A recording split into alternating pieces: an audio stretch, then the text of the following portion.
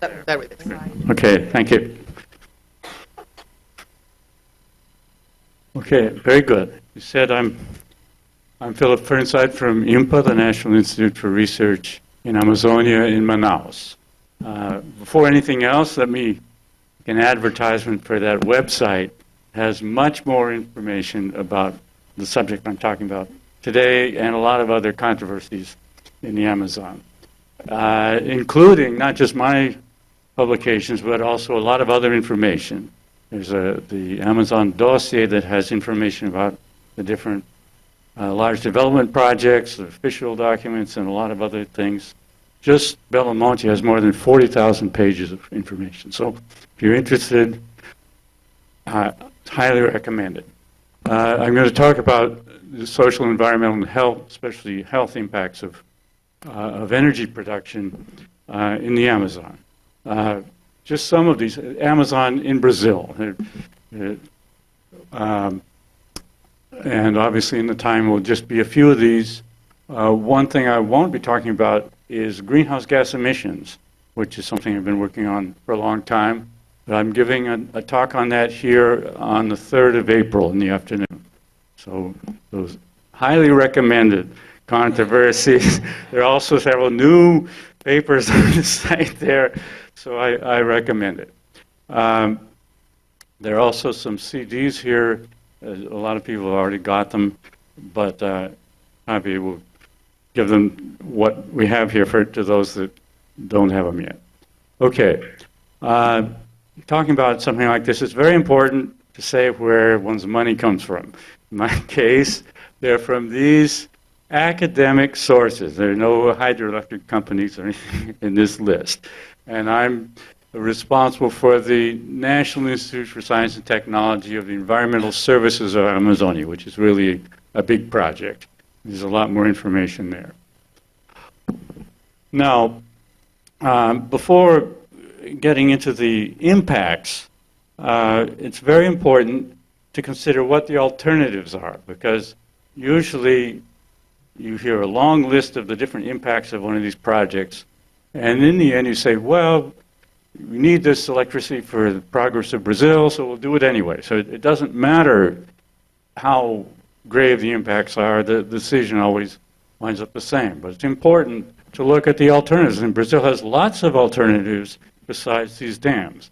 What you see here are aluminum ingots in Barcarena at the mouth of the Amazon River waiting for export. And basically that's electricity in a form that you can put into a ship and take away. And the question is that a wise path of development for Brazil? This has, we're exporting the opportunities to use the money that goes into these dams, and of course a lot of other things, and we're basically importing the environmental and social impacts of producing electricity from the rest of the world. Nobody wants to build more dams in the United States or Europe and so forth.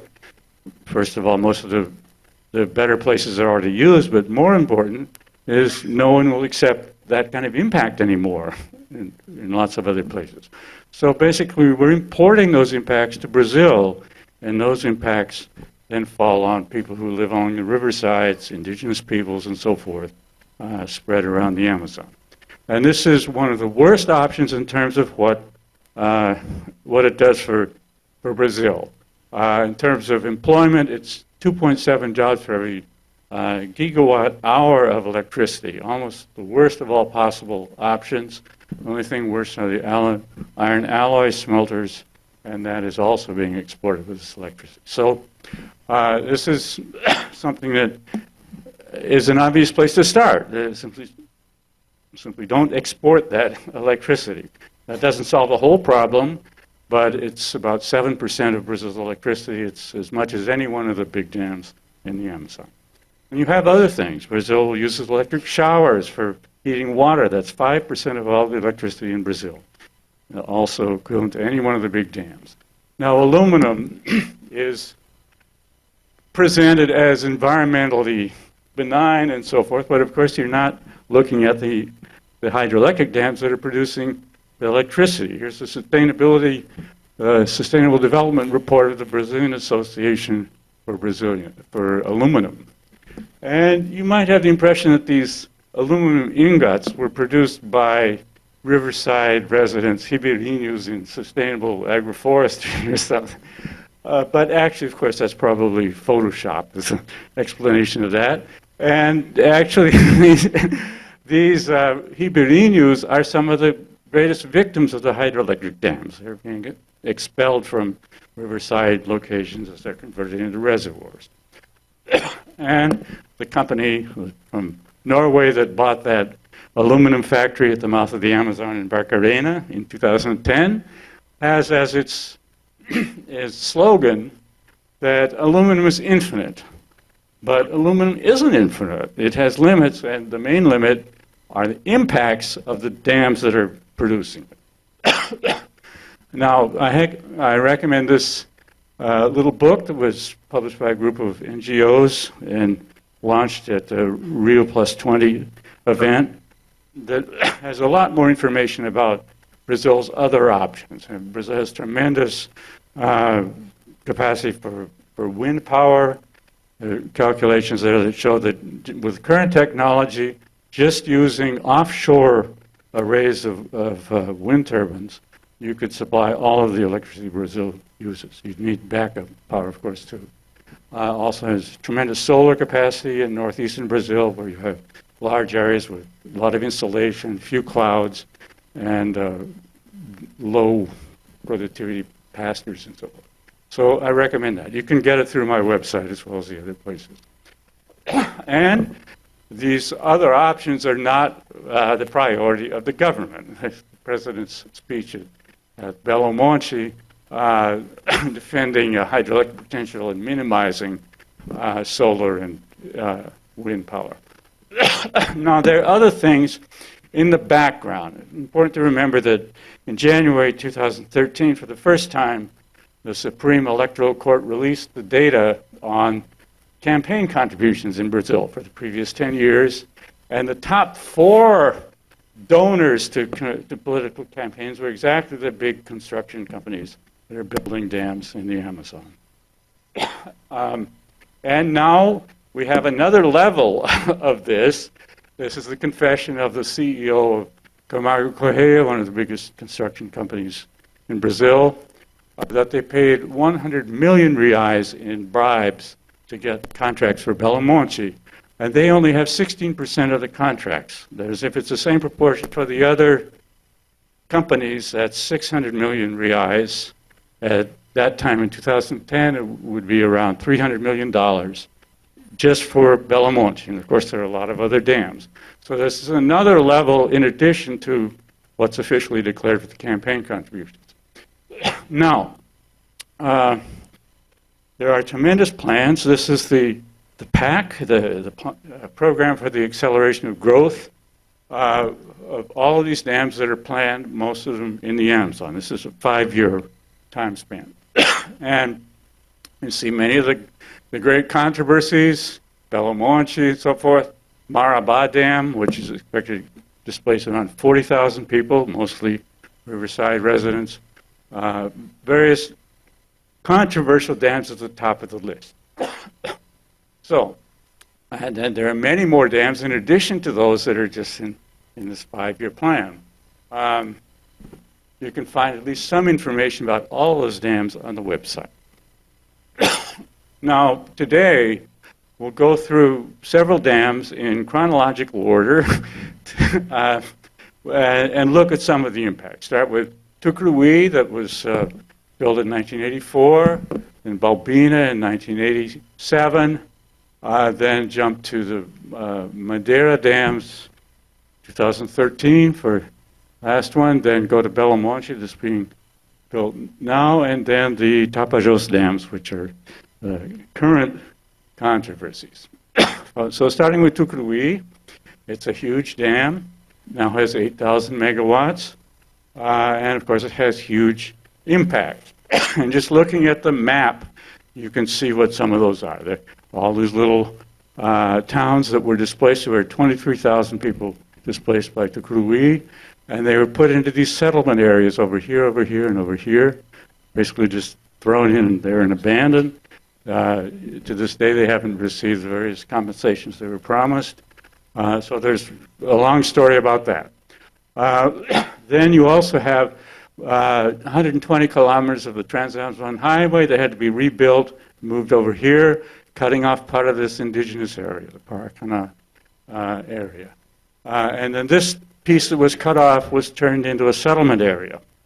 This, of course, removed access to the river, the main food supply of turtles and fish and so forth for the indigenous people. And then there was another problem. This map is on its side. The north is over here. And so the predominant winds in Amazonia go from east to west. So they're blowing this way. That means that all of the floating water weeds, these macrophytes, in the reservoir were pushed up against the edge of this settlement area. And so those are breeding grounds for mosquitoes from Mansonia, genus of very aggressive mosquitoes. This is the settlement area. And there's an incredible plague. The woman's all bitten by mosquitoes. Here's a kid. Really, you had to be there to appreciate it. INPA researchers paid people to sit in a chair just in their underwear and then count the mosquito bites. And I counted over 600 bites per hour for these people. This is before there was a lot of concern about ethics in research. So but really, you had to be there to appreciate it. So the people are camped out then for almost 2 years in front of this is the entrance to the enclave for Electronorte, who's building the dam, demanding another settlement area. They didn't get anything, so they moved on their own. Here's Tucuruí, that yellow area is that indigenous reserve. They moved to this area behind it, where there were illegal roads for stealing mahogany, basically. And they moved on their own over here and started their own settlement area. Those little black dots are deforestation in 2002. So it became one of the main hotspots of deforestation were people who had been displaced by Tucuruí. So you had several layers. you lost what was flooded, then you deforested more, and then you moved the people again and deforested more. It goes on and on. There's a lot more information in these various papers about Tucuruí that you can get from the website on environmental and social impact. Now let's go to Balbina.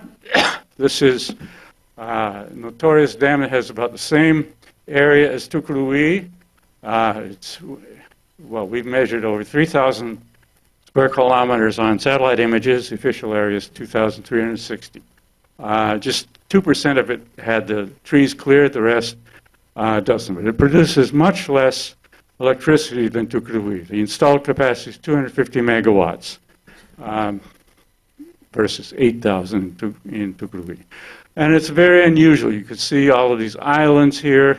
It's a strange dam. And so you look at that area, it's hard to say what is water and what is land. It doesn't look like a map of a dam. In this case, the white is the water and the black is the land. But it looks like a cross-section of a human brain or something. And so there are over 3,000 islands and all these stagnant bays and so forth. And you have here the islands with green trees that are alive, and all these lighter trees are dead with shallow water on the roots. It's a very shallow reservoir, average depth of 7.4 meters. And this just goes on and on. Flying in a single motor plane, it takes a whole hour to go from the dam to the other end of the reservoir and another hour to come back. It's 155 kilometers long, just flying over dead trees. There are billions of dead trees. So this has many impacts. One of them, of course, is greenhouse gas emissions. I'll talk about that on April 3rd. But also in terms of the water quality and fish and so on and so forth. Now, closing the dam, of course, there is no water in the river downstream. Of course, it's a big problem for the people who live there. So a few of the lucky ones got wells built for them. A lot of them didn't. Here's this boy's dropping a pebble in the well to show that it's dry. And then when the dam filled, you had to open the floodgates. You have all this water going. You have all that white foam, a huge emission of methane there. We talked about on April 3rd. But also the water quality is terrible for bathing and all the different uses of the river. And of course, that has health consequences. And it also flooded all of these areas. The water level went up way above what it normally reaches. It flooded all those wells that were built and so forth. Now, there are other health consequences. And one of the most dramatic ones is the question of mercury poisoning. This, of course, is not Tucuruí or Balbina. That's a famous photograph by Eugene Smith of the mercury disaster in Minamata in Japan. This is an 11-year-old girl getting a bath. Really, you have to see those people to appreciate it.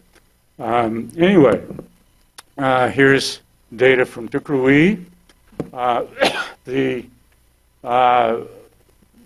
The human hair, people living around the reservoir, has much more mercury in it than even gold miners in the gold mining area in the Tapajós, which is notorious for mercury. And the fish, these reservoirs are dominated by tucunaré, which is a predatory fish that concentrates the mercury at the top of the food chain, has over twice the amount of mercury as what is considered permissible by the World Health Organization. Now, in the case of Tucuruí, you have some gold mining in the watershed, even Serra Pelada, but most of that is not from gold mining. It's from mercury that is in the soil. That's come. These are very ancient soils in the Amazon. They've been there for millions of years. So every time there's a volcanic eruption in the world, that puts mercury into the atmosphere, and then that falls with rainfall all over the planet. And it just sits in the soil, but it doesn't cause any problems until you put a hydroelectric dam there. Then you have water without oxygen at the bottom of the reservoir, which is what gives you methylation of mercury. That will put it into the poisonous form that then goes through the food chain. And you can see this from Balbina. Balbina is an area that has no gold mining. Here's a study that shows the increase in mercury with the length of the fish. The longer a fish is, the older it is. And so the mercury keeps accumulating in the flesh of the fish, and there's no physiological way to remove it. So the older it is, the more mercury you have. So here's 1992 and 1997. So you see that the amount of mercury is increasing as time has gone by there. And what has saved the situation in Balbina is that the production of fish was so small. This is the commercial production. And then in 1997, they actually had to close the reservoir for commercial fishing. There's still sports fishing, but so the people, instead of eating fish, have been eating chickens. So this is helping in reduce the mercury. A very elegant study here of the people in Balbina, where they took women with long hair and cut the hair, and then you can cut the segments of hair and know when each centimeter of the hair grew, and then analyze the mercury to see how it's changed. So as time went by, the concentration of mercury increased in the women's hair, and then when the reservoir was closed to fishing, it started to decrease, and people were eating chicken instead. So, but it's accumulated a lot of mercury. There's a lot more information on Balbina in these papers, including the impacts on the indigenous peoples that were displaced. Let's move on to the Madera Dams. We have different impacts for each of these different dams. Two of the dams have already been built. The Santo Antonio Dam, right next to Porto Velho, and 117 kilometers upstream, the Girão Dam. There's officially the Guajará Mirim Dam, which is better known as Ribeirão. It's a binational dam. That's the next one to be built. And then there's also the Cachoeira Esperança Dam in Bolivia, which is a Brazilian dam in Bolivia, built with money from BNDES, the Brazilian National Bank for Economic and Social Development, and Brazilian contractors and stuff. But these don't exist yet. Anyway, one of the impacts is blocking the migration of the giant catfish of the Madera River. The Madera River is one of the most rich rivers in the world for fisheries, losing maybe to the Mekong River in Asia. And the most spectacular fish are these big catfish, several species that grow to this size in the lower Amazon, around Santarém and so forth. And then they migrate up the Madera River and reproduce in Bolivia and Peru in the headwaters. But now these dams are blocking their migration. In the Santo Antonio Dam, this fish passage was built, but those big catfish simply couldn't find the entrance. The instinct is to go up the main current of the river and not to go up a small stream coming in from the side. So if there were thousands of those big fish migrating there, it would be very obvious without any special equipment and so forth, the sensors to see, and it didn't happen. In Girão, it's even less likely to work. This is the fish passage, which isn't even there anymore. It was swept away by the floods in 2014. And it's smaller, and it doesn't reach all the way up to the reservoir above. It dumps into a big iron tank here. The water comes in with pumps, and then at intervals this tank is taken by truck and dumped in the reservoir upstream. So the migration has been blocked now for a few years. There's a lot more information on the Madera River dams in these papers. You look at the website, and in fact there's one on the carbon project at Santo Antonio that just was accepted on Sunday. So I recommend you look at it. Moving on to Belo Monte and the other dams on the Xingu River, there are many other impacts you can see. This is the city of Altamira. I lived for 2 years in a small village in the settlement area, 50 kilometers from there. And you can see in the high water time of year, the water practically comes into the city itself. And with the increase in water level with the dam, about 1/4 of the city will be flooded. So you have the people being expelled from their houses in the city, and also around 100,000 people who have come along with the dam project, both those that have jobs in the dam and the other people associated with that. So this is a social catastrophe for Altamira. This is a much smaller place than Porto Velho, for example, and rents are 4 or 5 times what they were before, and so forth. The mayor of the city even asked to have the dam delayed, which is incredible, how many millions of reais the city government is receiving. So lots of problems there. Then you also have the area that will be actually flooded. There are these riverside residents. I had the privilege of advising a master's thesis on the agriculture of these people. The papers are on the website, and spending a little time with them, and now they've been expelled by force. It's really a dramatic situation. And then you also have another situation that is different from other dams at Belo Monte, which is this so-called dry stretch. It's officially the stretch with reduced flow. It's 100 kilometers long, and what's called the Big Bend of the Xingu River that will have much less water. 80% of the water is detoured off away from this stretch. So you have traditional ribeirinhos and also 2 indigenous areas in this dry stretch here. The water is a little bit flows here, but most of it is detoured over here, and then will generate energy downstream.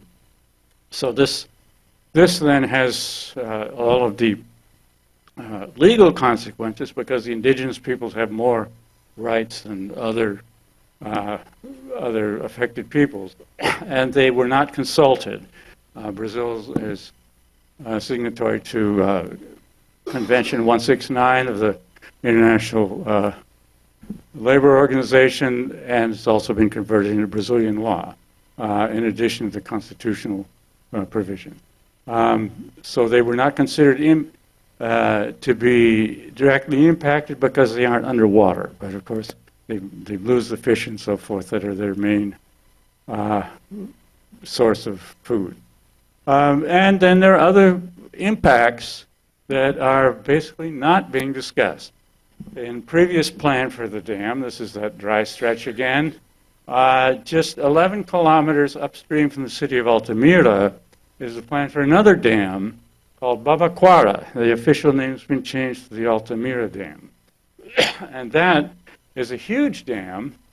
It's twice as big as Balbina or Tucuruí in one dam, and much bigger than Belo Monte itself. And this is almost all in indigenous land. These blue areas are indigenous land. The original plan is for 6 dams in the Xingu Basin, including Babaquara. So this has tremendous impacts on the indigenous peoples, of course, and also environmentally. It's all tropical rainforest. And you can see the logic for it here. This is the original plan. You have Belo Monte with very little water, but a huge drop for generating electricity. But this depends on the water that's being stored in these other dams to be able to justify 11,000 megawatts of turbines at the main powerhouse. The turbines are the most expensive part of any hydroelectric dam. And to leave them idle for 4 months of the year doesn't make economic sense at all. This is the hydrogram for the Xingu River. This isn't anyone's opinion, just how much water is in the river. In a rainy year, it's this much in each month. In a normal year, it's this much. And these other curves are what passes through that big bend of the Xingu River. And you can see that there are 4 months here with almost no water, not even enough to turn a single turbine of the main powerhouse. So it's very difficult for this to be economically viable with that. But our president gave a speech on Environment Day in 2013 defending hydroelectric dams with big reservoirs, no more run-of-the-river dams and so forth. For me, this is a code name for Babaquara. Of course, he didn't say that. But the logic of it is very evident. There's a lot more information in this and other papers that you can find on the website. Now let's move on to the Tapajos dams, which have many impacts, some of which are similar to what you see at Belo Monte.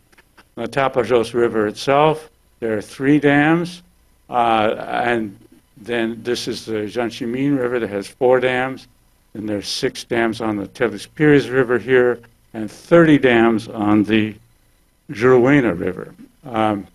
And one of the big controversies is this one. This is the Chacorão Dam, which doesn't appear in the PAC, and it doesn't appear in the 10-year plans for Eletrobras. And I should say it doesn't appear in what's called the energy axis of the PAC.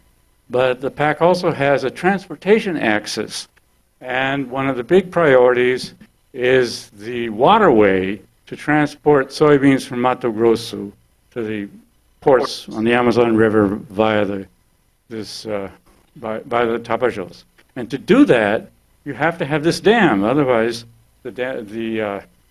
these barges won't be able to pass the rapids there. So if you look at the National Plan for waterway transport, you can see these are the priority locks. The locks, of course, have to have dams as well. And they've all the way up the Teles Pires River, and this is Chacorão, and then the other 2 dams. Then after this, we would have another waterway on the Juruena River. So it's part of the plan then to build that dam. And there are many other controversies. One is all the various protected areas that are flooded by this.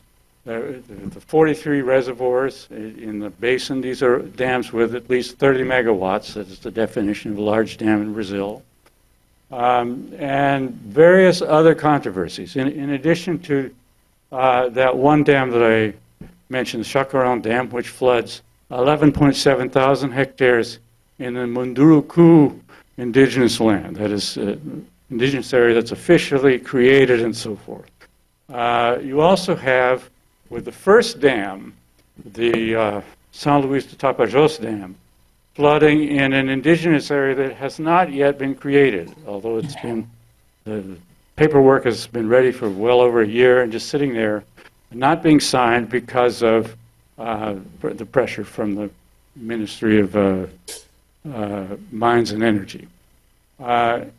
So this has paralyzed the creation of new indigenous areas, not only there in the Tapajós area, but in all of Brazil. So this is something that affects indigenous peoples thousands of kilometers away, and not having their areas made into official indigenous land. So that means that you have illegal loggers and miners and so on invading these areas that are giving you environmental and social impacts all over the Amazon. In addition to what's happening right here, which is the backside of that area up against the BR-163 highway, one of the hot spots for deforestation. There's more information on this. It's coming out in Ambio. You can get it from the website on the Tapajós Dam.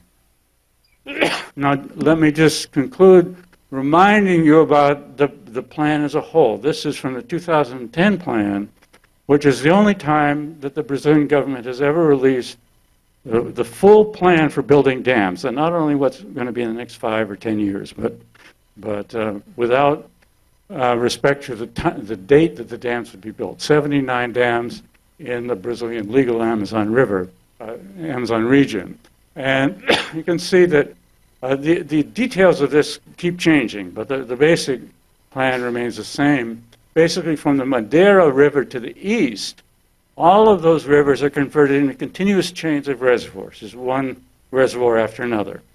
So that has all sorts of consequences. It blocks the fish migrations on all those rivers. You lose all the rapids. You have greenhouse gas emissions, so on and so forth, mercury, all of those problems. And also, you have to remember that all of the traditional residents in the Amazon, these indigenous peoples and these Ribeirinhos and so forth, all live on the riverside and depend on the river for everything. And so you're basically expelling all of the traditional residents from 2/3 of the Brazilian Amazon. So that has tremendous social consequences in addition to the environmental ones. There's a lot more information on the website. Thank you.